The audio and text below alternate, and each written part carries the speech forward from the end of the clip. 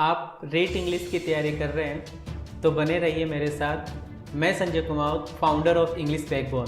यहाँ आप सारे टीचिंग मेथड और ग्रामर की तैयारी आराम से कर पाएंगे। इन फ्रेंड्स जो सबको टफ लगता है, लॉट्स ऑफ एग्जाम्पल्स के साथ में मैंने उसको आपके लिए तैयार किया है। फोनेटिक्स बहुत अच्छी ट्रिक्स के साथ आपको देखने को मिलेगा। Principle of teaching English, literary terms, remedial teaching और भी बहुत कुछ। रीड लेवल सेकंड का जो मैटर है वो आपको बहुत कुछ देखने को इंग्लिश बैकबोन चैनल में मिलेगा। Visit English backbone channel, subscribe it, press bell icon and visit once playlist of read. Thank you so much.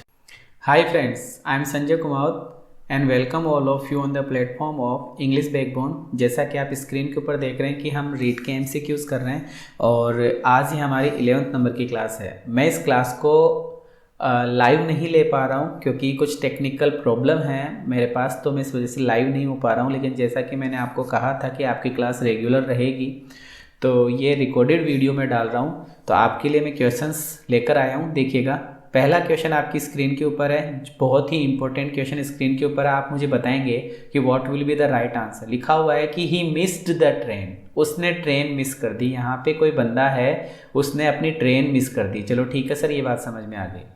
फिर दूसरी सिचुएशन हमें बताई जा रही है कि ही मतलब है रीच्ड, मतलब पता नहीं, मतलब पहुंचा, पहुंचने की बात कर रहा है। स्टेशन इन टाइम, अब वो समय पर पहुंचेगा कि नहीं पहुंचेगा ये आपको मुझे बताना है कि उसकी ट्रेन मिस हो गई, तो अब वो समय पर पहुंचेगा कि नहीं पहुंचेगा। कि सर नहीं पहुंचेगा।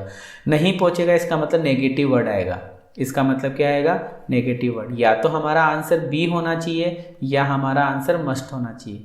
अब मैं बात करूं कुडंट की, तो कुडंट का यूज किया जाता है पास्ट एबिलिटी के लिए। किसके लिए? पास्ट एबिलिटी के लिए।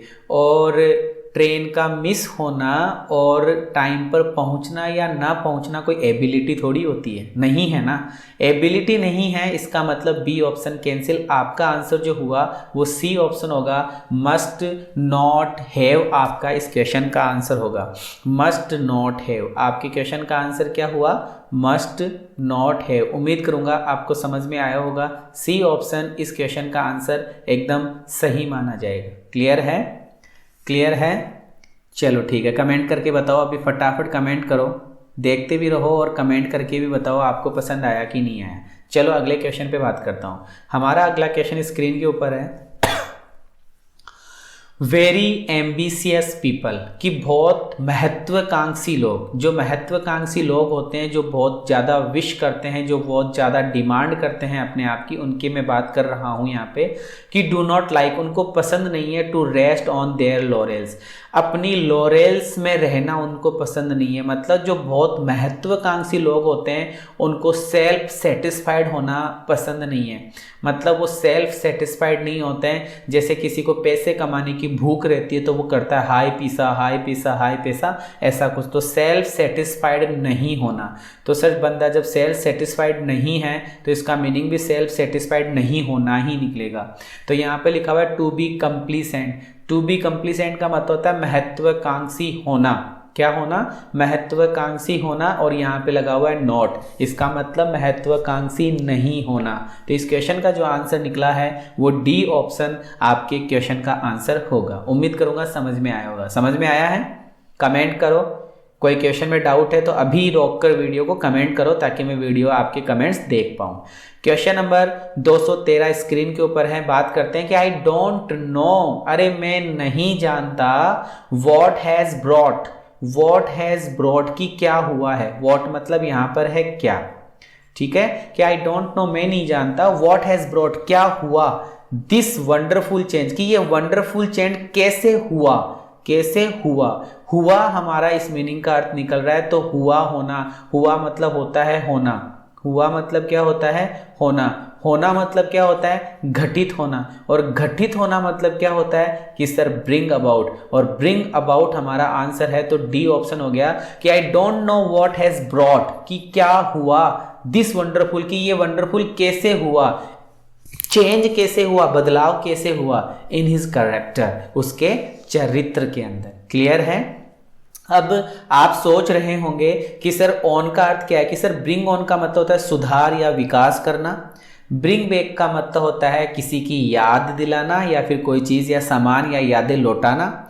इनका मतलब होता है अर्न करना, अर्न करने का मतलब होता है कमाना। और ब्रिंग अबाउट का मतलब होता है किसी चीज़ का होना, चेंज होना, बदलाव होना, कोई भी चीज़, कोई भी प्लान का घटित होना। ये हमारा 213 नंबर के क्वेश्चन का आंसर है। चलिएगा, उम्मीद करूंगा आगे वाले क्वेश्चन पे फोकस करते हैं। देखते हैं क्या लिखा हुआ है कि pick out the appropriate word to join two sentences given below, कि नीचे दो सेंटेंसेस दिए गए हैं उनको आपको जोड़ना है। कि दे प्लेड वेरी वेल, हमें बताया जा रहा है कि दे प्लेड वेरी वेल, वो बहुत अच्छा खेले। चलो ठीक है, वो बहुत अच्छा खेले। फिर हमें बताया जा रहा है कि दे डिडंट विन, अरे जीते तो नहीं भाई, खेले बहुत अच्छा लेकिन वो जीते नहीं। तो अब आपको पता है कि एक में बात की जा रही है कि वो खेले और एक में बात की जा रही है कि वो जीते नहीं, मतलब एक तरीके से अपोजिट बात हो गई। एक तरीके से क्या बात हो गई, अपोजिट। एंड में तो सिमिलर चीजें जोड़ी जाती है। वाइल का मतलब जबकि है, हैंस का मतलब अतः है। तो सर सी ऑप्शन होगा, क्योंकि सी ऑप्शन का मतलब होता है बट। सी ऑप्शन का मतलब क्या होता है, बट होता है। नेवर थी लेस का मतलब होता है लेकिन, वो जीते नहीं। अगला क्वेश्चन स्क्रीन के ऊपर लिखा हुआ है, देखिएगा। लिखा हुआ है कि सर वी कौन, कि सर योर एडमायर्स। वी कौन, कि योर एडमायरर्स, तुम्हारे प्रशंसक। कि वी कौन, तुम्हारे प्रशंसक। तो वी यहां पर सिंगुलर है कि प्लूरल है, कि सर प्लूरल है। तो भैया वर्ब भी आपकी प्लूरल ही आएगी। ये एस लगा हुआ है तो सिंगुलर है। वांटिंग बिना इजारे वॉज वर्ब के आएगा नहीं, और नन होगा नहीं। तो सर बी ऑप्शन बचा, वांट, आपके इस क्वेश्चन का आंसर सही होगा। अगला हमारा क्वेश्चन स्क्रीन के ऊपर है कि it is desirable to see. It is desirable, it is desirable का मतलब है इट इज विश, कि ये इच्छा है। सी देखना, क्या देखना इच्छा है, कि व्हाट कैन बी डन, कि क्या किया जा सकता है। ये देखना इच्छा है कि क्या किया जा सकता है। चलो ठीक है। वी सी, हम देखे व्हाट कैन बी डन, और ये भी इच्छा है कि we can see, we will see, we must see. यहां जो ये 216 नंबर का क्वेश्चन है, इस 216 नंबर के क्वेश्चन में हमारा जो आंसर होगा वो होगा मस्ट। कि हमारी ये भी इच्छा है कि हम देखे ही व्हाट कैन बी डन, जो किया जा सकता है। हमारी इच्छा है कि हम वो देखें जो किया जा सकता है। ऐसा कोई हमारे क्वेश्चन का आंसर है। आगे बढ़ना चाहूंगा, अगले क्वेश्चन में फोकस करते हैं कि इफ ही फोन्स अगेन, अगर उसने दोबारा कॉल किया, अगर उसने दोबारा कॉल किया तो इस कोमा का अर्थ होता है तो। अगर उसने दोबारा कॉल किया तो I am going to give him a piece of mind, मैं उसे माइंड के अंदर पीस कर दूंगा, उसके दिमाग में शांति भर दूंगा। अगर दोबारा उसने कॉल कर दिया ना तो उसके दिमाग में तो मैं शांति भर दूंगा। दिमाग में शांति भरने से क्या मतलब है कि उसको बहुत ही भयंकर तरीके से डांटूंगा। रे भाई, रेप्रीमेंड करना। रेप्रीमेंड का मतलब होता है रिब्यूक करना। रेप्रीमेंड का मतलब क्या होता है, रिब्यूक करना। बोले तो चाइड करना, डांटना, फटकारना। ठीक है। स्कोल्ड करना, SCOLD, स्कोल्ड का मतलब डांटना, फटकारना, ऐसा कुछ।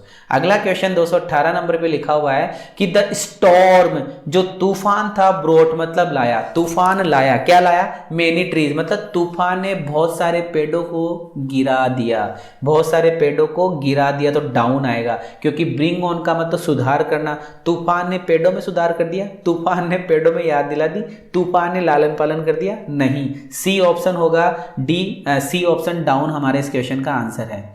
अगला क्वेश्चन है कि which of the following is the example of alliteration. इनमें से, इन एग्जाम्पल्स में से, चार जो एग्जाम्पल्स है इनमें से एलिट्रेशन का एग्जाम्पल कौन सा है ये आपको बताना है। एलिट्रेशन का एग्जाम्पल आपको बताना है, which is the example of alliteration. तो देखते हैं एलिट्रेशन में क्या क्या आता है कि सर बर्ड, ठीक है, bird of A feather, feather में एफ आया और टुगेदर। इसका मतलब सर दो शब्द है जिसमें एफ की पुनरावृत्ति हो रही है, तो शायद ये एलिट्रेशन है। देखते हैं।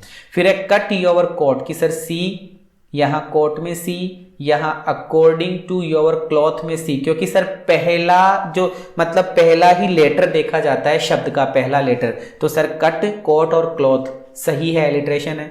द फेयर ब्रीज बिलो, इसका मतलब सर बी और यहाँ पर वाइट और फॉर्म, इसका मतलब सर बी और बी की रिपीटिशन हो रही है।